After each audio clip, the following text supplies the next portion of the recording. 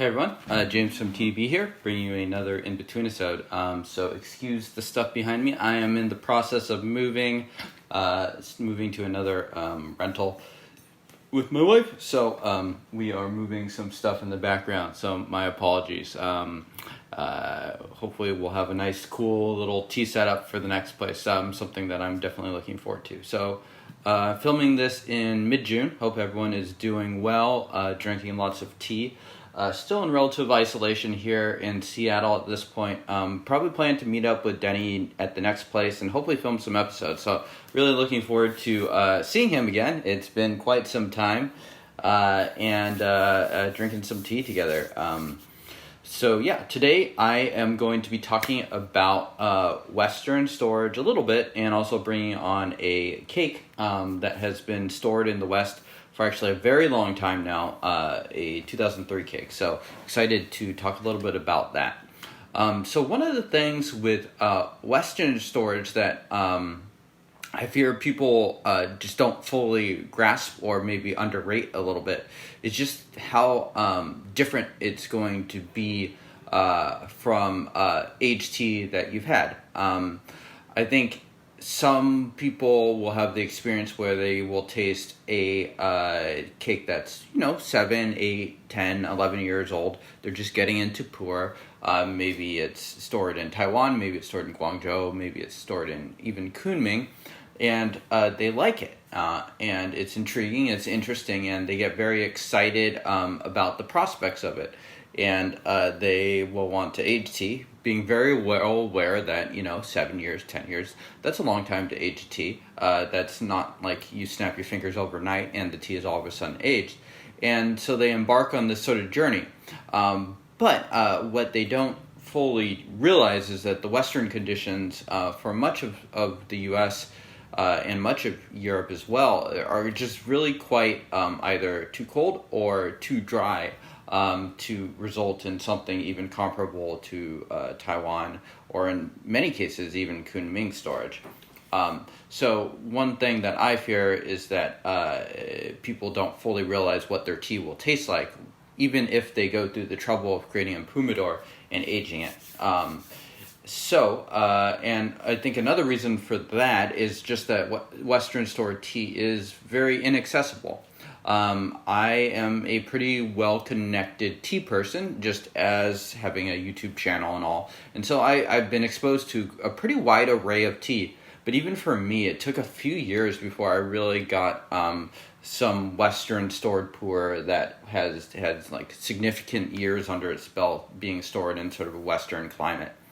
And so one big takeaway, I think, for this tea is that it's just very different. This is nothing like Guangzhou tea. It's nothing like Taiwan stored tea. And it's even pretty different from Kunming tea, in my opinion. So I think it's something that everyone should sort of think about and just sort of process and keep it in their mind, either no matter where they are really in their tea storing journey. Okay, so a little bit about this tea. This is the 2003 Baichatang 4th generation. I believe that is an outfit that is known for sort of selling northern tea. Tea Urchin sold one of their iron cakes, I think it was 2008 at one point. I think I did taste that tea too, which I found to be decent.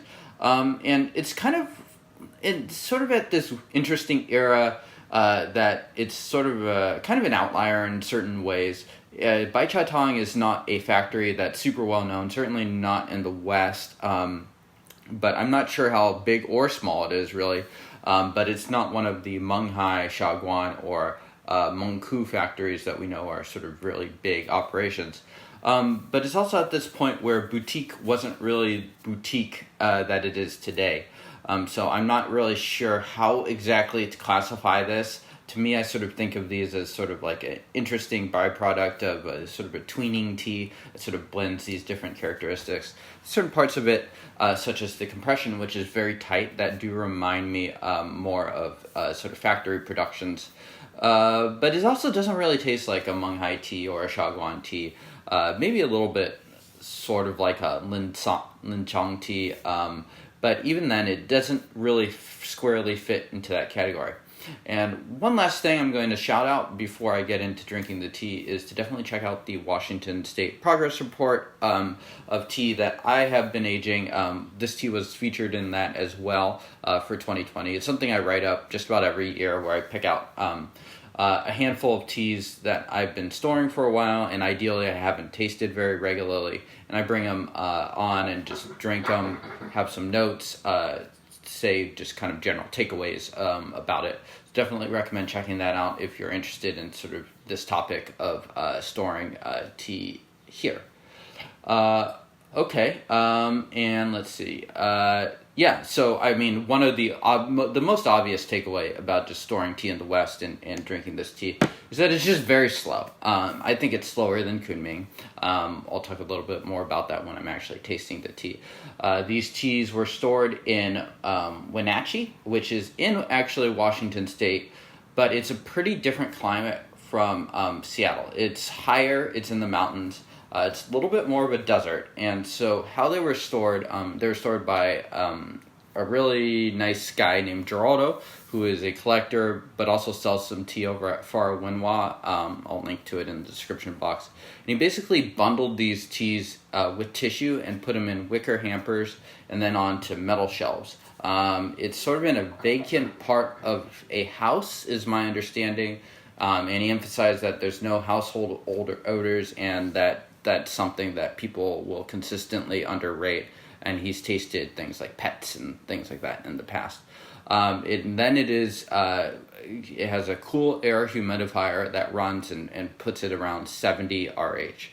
The space is heated in the winter and does have AC in the summer. So all in all, that sounds pretty all right.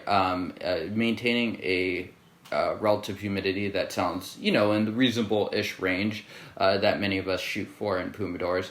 Hard to say exactly what the range of temperature and stuff like that ends up being. The fact that it's AC maybe prevents it from getting extremely aged. It's a part of Washington State where the temperatures definitely get a lot higher than the very mild Seattle. So getting up into 90 or 100 is something that would occur if there was no air conditioning.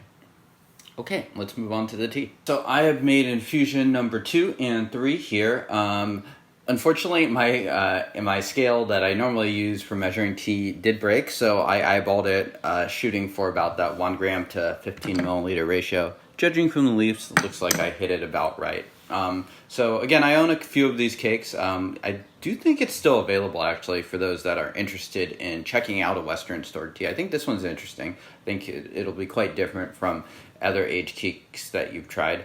And also checking over my notes, it looks like there's 3 years of sort of unknown storage with this tea. A full decade in Wenatchee in the storage I just described, and I've had this tea now for 4 years, just sort of aging in my standard conditions, which is around 65 relative humidity or so, with no AC or and heating during the summertime. No heating directly applied to the tea, to be clear.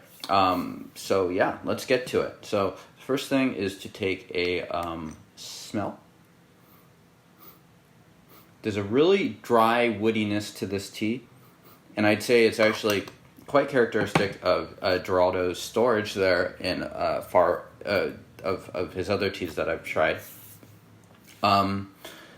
It's sort of like, it's definitely woody, but it's not the sort of like wet woodiness that you would get from like a Taiwan or a Guangzhou storage. So it's quite different in that sense. And the aroma is interesting. I've actually shared this tea with a couple of friends, and the opinions on it are a little mixed. One of my friends, in fact, thought that it was messed up. The storage was bad. But generally, most of them seem to be pretty okay with it, and that's sort of where I lie on this too, that the storage is probably more likely, a little bit of product of his environment, which is a little bit inevitable to some degree, but also just part of it just being very green. And I think that's the most obvious thing about this aroma too. This is a 17-year-old tea, but the aroma is still, it maintains this sort of like grassy, dry woodiness. And the color brews, it's darker than a young tea, but this is not like you're brewing a thick, rich red brew. Anyways, cheers.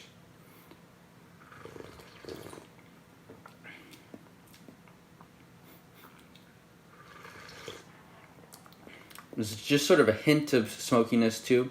A little bit of sourness to this for sure. Sort of a sour sweet thing going on. I'd say it's kind of a sugarcaneness. Sometimes get that on some Linchong teas. Sort of reminds me of that here. Again, I'm not even positive this tea is totally Linchong. It's unique and different, and that would be my first guess, but I'm not positive. There's a little bit hints of smoke in this. Used to get that a little bit more. I think in my storage for the last 4 years, it's been just sort of a little bit dissipating from the tea. Part of it could be just that this cake is separated from a tong, and so it's just a little bit less concentrated. Some of this sort of reminds me a little bit of sort of a caramel, like a burnt sugar, sugariness to it, in both texture and in taste. Definitely predominantly woody.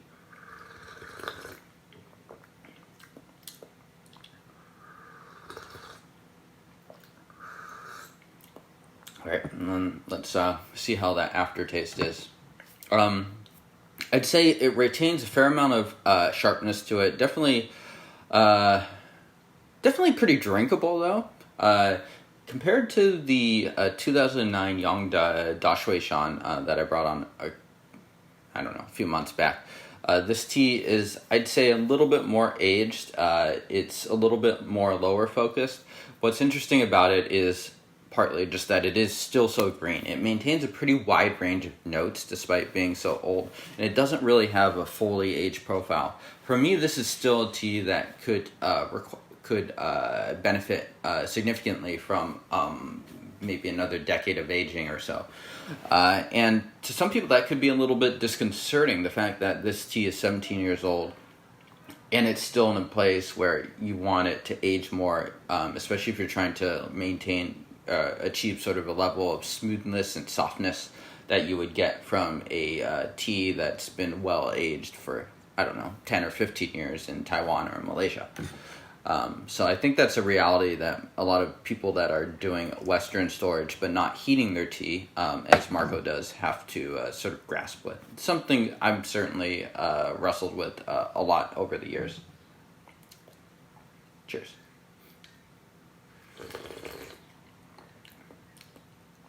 Similar, and I was going to say, actually, the aftertaste is quite good. The depth of the tea is also quite good, I would say. Just sort of getting in the throat, in the back of the mouth. Pretty clean overall, I would say. For me, I'm not too bothered by the sort of peculiarness and uniqueness of this tea. I do attribute a little bit of it to storage, but I don't think there's something inherently messed up with it. And that's just sort of my takeaway. After my friend told me that, I did freak out a little bit, got a couple extra opinions. I don't think it's something specific to my storage. I think it's more specific with those 10 years in Wenatchee. But I'm actually pretty okay with it. So a little fruity, a little bit more floralness to it. Yeah, and I'd say this is a pretty solid drinker. I gave this a 6.6 in my report.